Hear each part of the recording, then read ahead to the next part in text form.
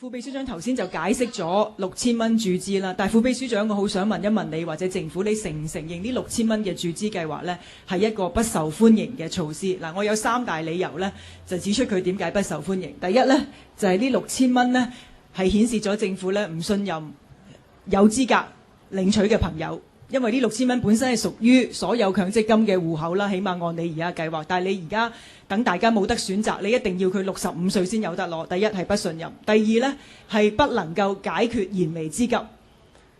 第三呢就係、就算你注資6000蚊，唔係所有香港市民受惠。你承唔承認呢個係不受歡迎嘅計劃？所以應該要去諗辦法微調，滿足翻市民嘅要求，亦都可以幫市民解決燃眉之急呢。我相信其實討論到呢度，大家都即係需要尊重啦。香港的而且確係一個意見非常之多元化嘅社會。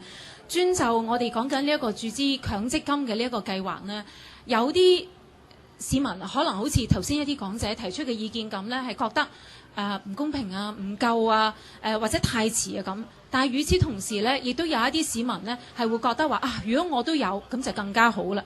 可見任何嘅措施呢，係都會喺社會上有一啲唔同嘅討論聲音。